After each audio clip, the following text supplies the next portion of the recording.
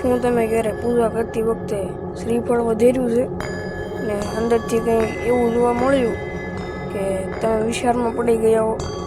ક્યારેક શ્રીફળ એકદમ સસ અને સુંદર નીકળે છે, તો ક્યારેક અંદરથી પાણી ઓછું હોય છે. ક્યારેક શ્રીફળમાં કાળા કે અલગ રંગના ડાઘ જોવા મળે છે, તો ક્યારેક અંદરનો ભાગ થોડો અલગ દેખાય છે. પણ શું ખરેખર શ્રીફળમાંથી મળતી આવી બાબતો કોઈ ખાસ સંકેત આપે છે? શું તે માતાજીની કૃપાનો સંકેત છે? શું તે આવનારા સારા સમયની નિશાની છે? કે પછી આ બધું માત્ર કુદરતી પ્રક્રિયા છે? તો મિત્રો, આજે આપણે આ વિષયને ખૂબ જ સરળ રીતે સમજવાના છીએ.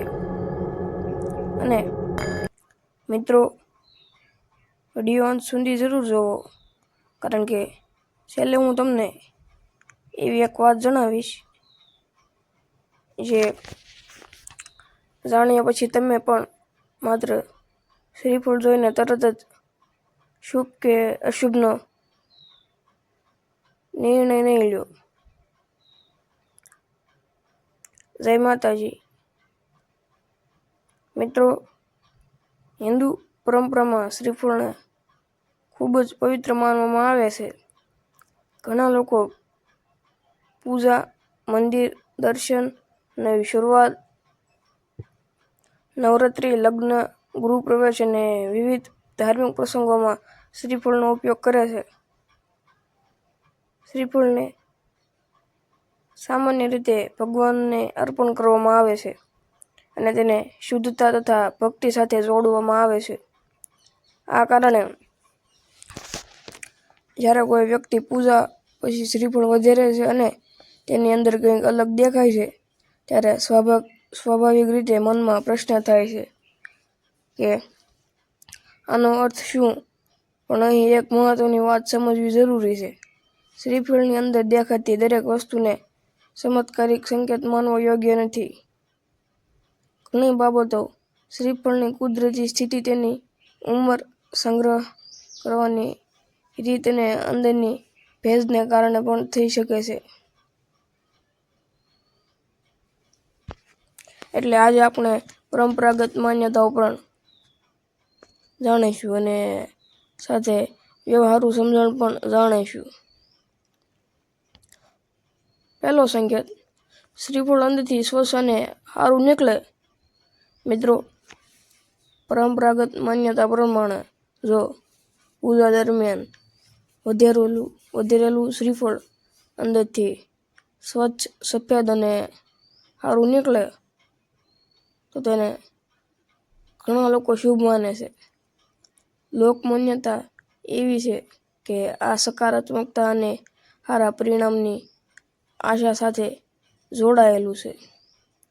ખાસ કરીને જ્યારે કોઈ વ્યક્તિ મનમાં પ્રાર્થના કરીને શ્રીફળ અર્પણ કરે અને તે સુંદર રીતે નીકળે, ત્યારે તેને પોતાના માટે એક સારા સંકેત તરીકે જોવાથી મનમાં શ્રદ્ધા અને હકારાત્મકતા વધે છે. પણ એનો અર્થ એવો નથી કે હવે ચોક્કસ કોઈ ચમત્કાર થશે. અને તમે એક શુભ માન્યતા અને સકારાત્મક ભાવના તરીકે જોઈ શકો છો.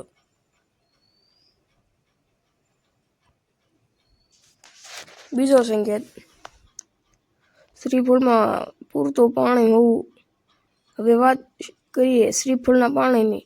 જો શ્રીફળમાં સ્વાભાવિક રીતે સારું પાણી હોય અને શ્રીફળ તાજું હોય, તો તે સામાન્ય રીતે તેની સારી ગુણવત્તા દર્શાવી શકે છે. પરંપરામાં તેને પણ શુભતા સાથે જોડવામાં આવે છે. ઘણા ભક્તો માને છે કે શ્રીફળમાં ભરપૂર પાણી હોવું સમૃદ્ધિ અને પૂર્ણતાનું પ્રતીક છે. પણ અહીં પણ યાદ રાખો, શ્રીફળમાં પાણીનું પ્રમાણ તેની જાત, ઉંમર અને સંગ્રહ પર આધાર રાખે છે. એટલે પાણી ઓછું હોય તો તરત જ શુભ કે અશુભ માનીને ડરી જવાની જરૂર નથી.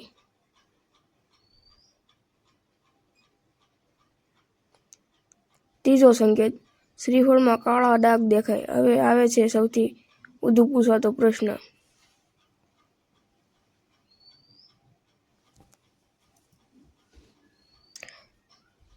જો શ્રીફળ વધી રહ્યા પછી અંદરથી કાળા ડાઘ દેખાય તો શું તે શુભ કે અશુભ? મિત્રો, આ બાબતમાં ઘણી જગ્યાએ અલગ અલગ લોકમાન્યતાઓ જોવા મળે છે. કેટલાક લોકો તેને અશુભ સંકેત માને છે, પણ દરેક કાળો ડાઘ કોઈ ધાર્મિક સંકેત છે એવું માનવું યોગ્ય નથી. શ્રીફળ લાંબા સમય સુધી રાખવામાં આવ્યું હોય, ભેજમાં રહ્યું હોય અથવા અંદરથી બગડવાનું શરૂ હોય તો પણ રંગમાં ફેરફાર થઈ શકે છે. એટલે માત્ર કાળો ડાઘ જોઈને ડરી જશો નહીં. જો શ્રીફળ ખરાબ ગંધ આપે, અંદરનો ભાગ અસામાન્ય રીતે બગડેલો લાગે અથવા ખાવા યોગ્ય ન હોય તો તેને ધાર્મિક ભય સાથે નહીં પણ સામાન્ય ખાદ્યવસ્તુની જેમ સમજવું જોઈએ.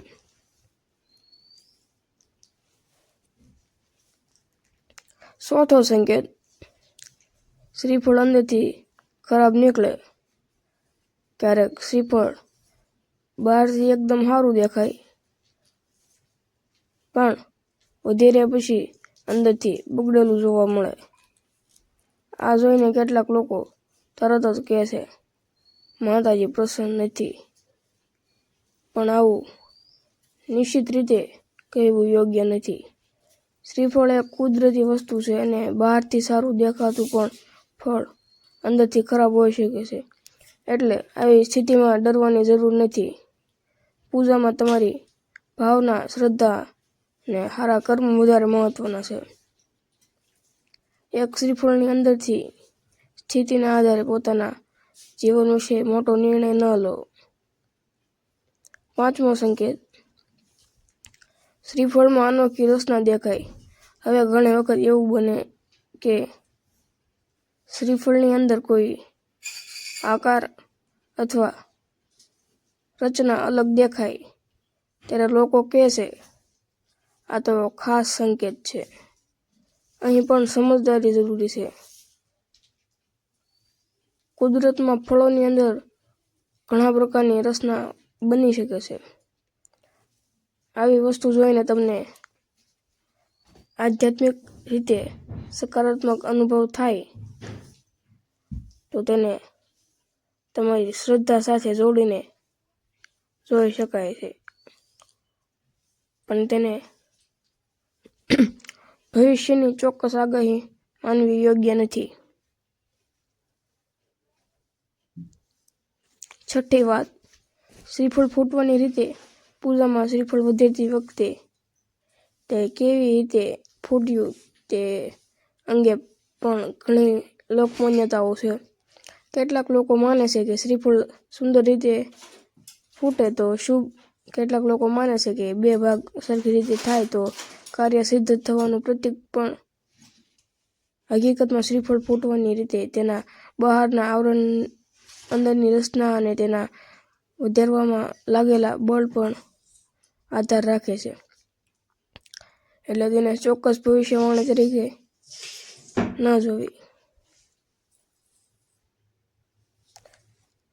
સાતમી વાત, શ્રીફળ અને માતાજીની કૃપા. મિત્રો, જ્યારે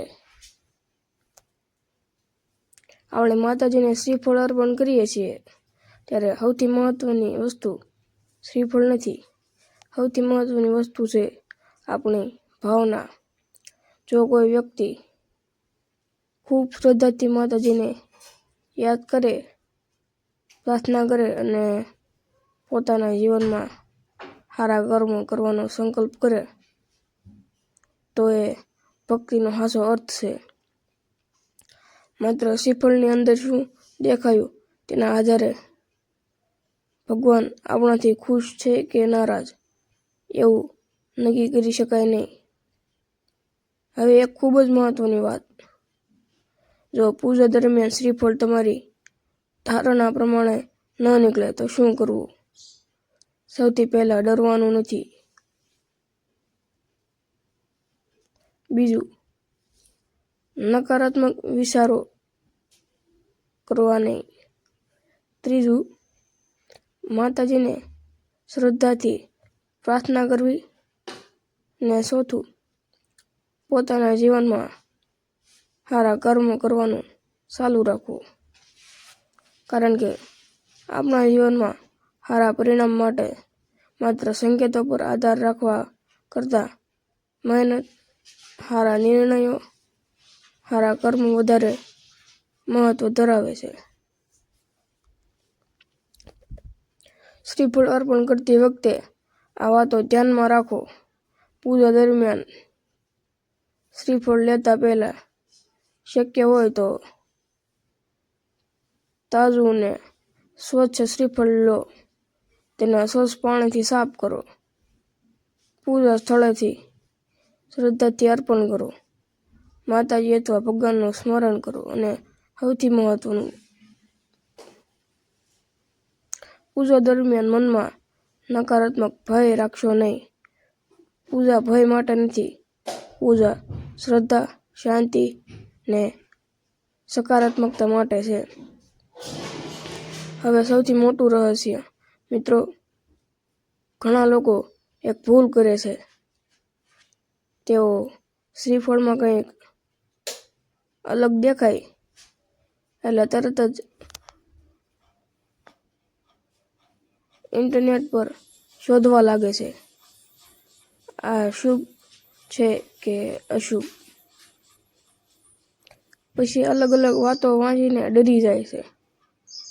પણ દરેક વ્યક્તિ માટે એક જ અર્થ લાગુ પડે એવું જરૂરી નથી. એક જ પ્રકારનું શ્રીફળ કોઈ જગ્યાએ સામાન્ય કુદરતી કારણસર ખરાબ થતું હોય શકે છે ને બીજી જગ્યાએ કોઈ વ્યક્તિ તેને પોતાની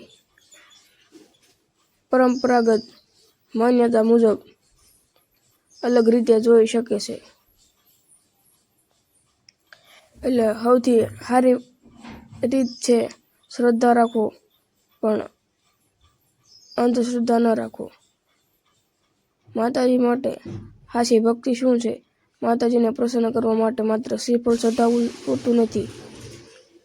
સાચી ભક્તિમાં સારા વિચારો, સારા કર્મ, જરૂરિયાતમંદ લોકોની મદદ, માતા પિતાનું સન્માન, કોઈ વ્યક્તિને દુઃખ ન આપવું અને પોતાના કર્તવ્યને ઈમાનદારીથી નિભાવવું પણ જોઈએ. જો આપણે પૂજા કરીએ પણ કોઈને દુઃખ પહોંચાડીએ, ખોટું બોલીએ અથવા અન્યાય કરીએ તો માત્ર ધાર્મિક વસ્તુથી ભક્તિ પૂર્ણ થતી નથી. એટલે આજે જ્યારે તમે માતાજીને શ્રીફળ અર્પણ કરો ત્યારે એક નાનો સંકલ્પ પણ કરજો. હે માતાજી, મને સારા રસ્તે ચાલવાની શક્તિ આપજો. આ પ્રાર્થના પોતાનામાં ખૂબ જ સુંદર છે. તો મિત્રો, હવે જ્યારે પણ તમે પૂજા દરમિયાન શ્રીફળ વધારશો અને તેની અંદર કંઈક અલગ દેખાશે ત્યારે તરત જ ડરી જશો નહીં. પરંપરાગત માન્યતાઓને શ્રદ્ધા સાથે સમજી શકાય છે, પણ દરેક કુદરતી ફેરફારને ચમત્કારી સંકેત માનવો જરૂરી નથી. શ્રીફળ શુભતા અને ભક્તિનું પ્રતીક બની શકે છે, પણ તમારા જીવનની દિશા તમારા સારા કર્મો, નિર્ણયો, મહેનત અને ભગવાન પ્રત્યેની શ્રદ્ધાથી વધુ નક્કી થાય છે. માતાજી સૌના જીવનમાં સુખ, શાંતિ અને સકારાત્મકતા આપે એવી પ્રાર્થના. જો તમને આ માહિતી ગમી હોય તો વિડીયોને લાઈક કરજો. તમારા ઘરે પૂજા દરમિયાન શ્રીફળમાંથી ક્યારે કોઈ અનોખી વસ્તુ જોવા મળે હોય તો કોમેન્ટમાં જરૂર લખજો. અને આવી જ માતાજીની ભક્તિ, પરંપરા અને રસપ્રદ માહિતી માટે ચેનલને સબસ્ક્રાઈબ કરીને બેલ આઇકન દબાવવાનું ભૂલતા નહીં. જય માતાજી.